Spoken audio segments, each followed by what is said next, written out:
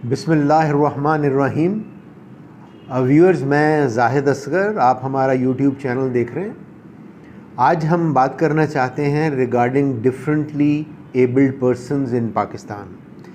किसी भी माशरे में एक मोहतात अंदाज़े के मुताबिक ये 10 से 15% इस तरह के लोग हो सकते हैं जो कि डिफरेंटली एबल्ड हैं, और उनमें जो डिसेबिलिटीज़ हैं वो कई किस्म की हो सकती हैं। तो पाकिस्तान में सुप्रीम कोर्ट ने ये ऑर्डर पास किया है कि हम लफ्ज़ डिसेबिलिटी यूज़ ना करें। तो that is why we will be using differently abled persons, चाहे वो समाज से महरूम हैं या बोल नहीं सकते हैं या उनको कोई फ़िज़िकल जो है चैलेंज है या इंटेलेक्चुअल चैलेंज है, तो इन सब को हम डिफरेंटली एबल्ड पर्सन्स कहेंगे। ठीक है, आज हम आपसे ये भी बात करना चाहते हैं कि हम इनके लिए कर क्या रहे हैं। तो जिस मिशन पे हम काम कर रहे हैं वो ये है कि वो क्या किया जाए, पूरा माशरा मिल के, गवर्नमेंट मिल के जो डिफरेंटली एबल्ड पर्सन्स हैं उनकी ज़िंदगी में बेहतरी लाई जाए, आसानी लाई जाए, वो ख़ुद कफ़ील हो जाएं, फाइनेंशियली सेल्फ रिलायंट हो जाएं और माशरे पे बोझ ना बने बल्कि कंट्रीब्यूट करें हमारी इकॉनमी के लिए। और वो दो तरह से हो सकती है, या तो इस तरह के जो लोग हैं उनको जॉब दी जाए, दूसरा उनको ट्रेन किया जाए और वो ट्रेनिंग के बाद अपना काम खुद कर सकें, एंटरप्रेन्योर बन जाएं और अपना बिज़नेस खुद चला सकें। तो इस काम के लिए हम 5 चीज़ों पे काम कर रहे हैं। पहला, चूँकि गवर्नमेंट बहुत इम्पॉर्टेंट है, चाहे वो फेडरल गवर्नमेंट हो या प्रोविंशियल गवर्नमेंट हो, वहाँ पे लेजिस्लेशन होनी है, लॉज बनने हैं, इम्प्लीमेंटेशन होनी है, डेटा कलेक्शन होना है, उनको जो सहूलियात दी जानी हैं वो होनी है।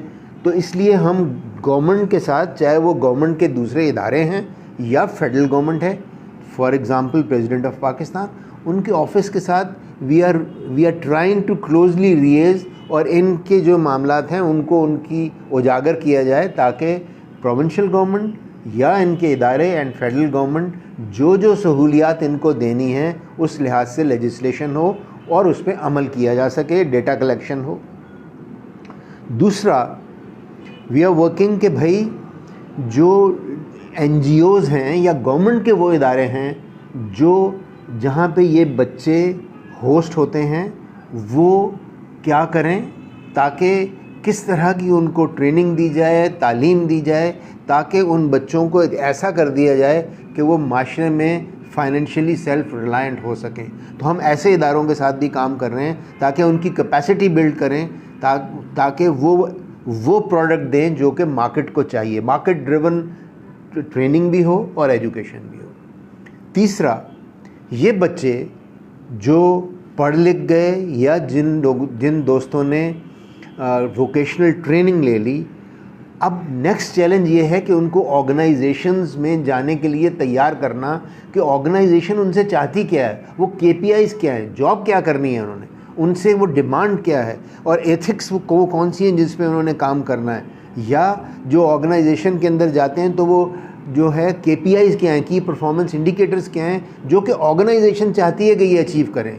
चूँकि हम चाहते ये हैं कि ये बच्चे उसी तरह परफॉर्म करें जिस तरह एक आम आदमी या एक आम वर्कर परफॉर्म करता है, और ऑर्गेनाइजेशन और इन बच्चों के बीच में डिफरेंटली एबल्ड जो रिलेशनशिप है वो परफॉर्मेंस बेस्ड हो।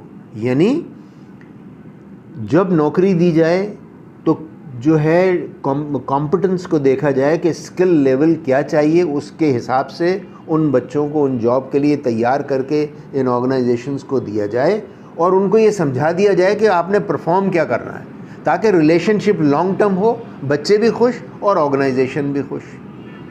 चौथा जो काम हम कर रहे हैं वो ये है कि इन बच्चों के साथ मिलके इनको ट्रेनिंग देनी है। यानी ऑर्गेनाइजेशन में जाने से पहले बिहेवियरल ट्रेनिंग, HSC की ट्रेनिंग, ये बहुत इम्पॉर्टेंट है, और जो उन्होंने वहाँ पे जाके जिस तरह बिहेव करना है वो सारी ट्रेनिंग वो हम तैयार करके उन बच्चों को then we give it to the organisations. और पांचवा और इम्पॉर्टेंट कि वो ऑर्गेनाइजेशंस जो इन बच्चों को जॉब्स देती हैं, मसलन हमने 2 ऑर्गेनाइजेशंस को अभी बच्चे रख के दिए हैं जो जहाँ पे इन बच्चों ने काम करना शुरू किया है।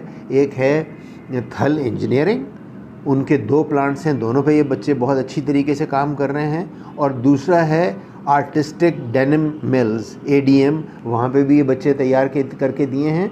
और पंजाब बैंक के साथ, बैंक ऑफ पंजाब के साथ हमने एग्रीमेंट साइन कर लिया है, MOU साइन कर लिया है, जिसके तहत उनकी टीम्स भी हम बिल्ड करके देंगे। तो इन ऑर्गेनाइजेशंस पे जहाँ पे इन बच्चों को रखाया जाता है, हम कोशिश करते हैं ये जानने की कि वहाँ पे इन बच्चों ने जॉब क्या करनी है, ताकि उन बच्चों को उस जॉब के लिहाज से ट्रेन किया जा सके। फिर इन ऑर्गेनाइजेशन में एक्सेसिबिलिटी है, इंक्लूसिवनेस है, फिर वहाँ की मैनेजमेंट के साथ मिलके एक्सेसिबिलिटी और इंक्लूसिवनेस पे काम करते हैं। खाली बच्चे को जॉब देना काफ़ी नहीं है, जब तक कि ये माहौल पूरा ना क्रिएट किया जाए कि जो साथी मुलाजमीन हैं वो ये समझ पाएँ कि ये बच्चे जो हैं ये उन्हीं की तरह के लोग हैं।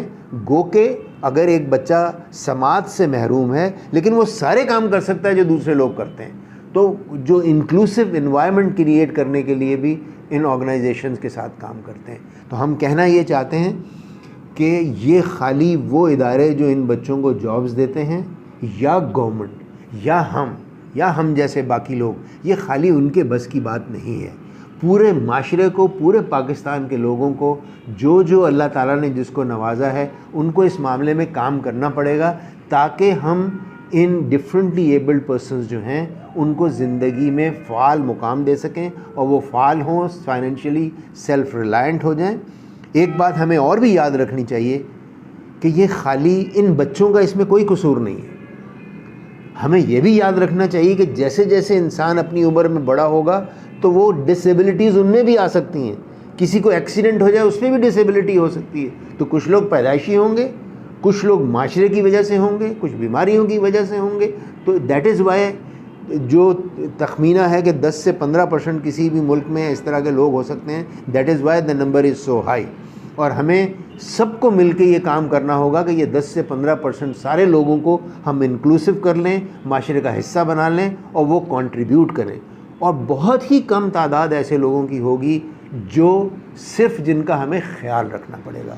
तो मैं समझता हूँ कि इस जो फ़िलॉसफ़ी पे काम हो रहा है, इंशाअल्लाह ताला पाकिस्तान में इसके बहुत अच्छे रिज़ल्ट्स मिलेंगे। अस्सलाम वालेकुम।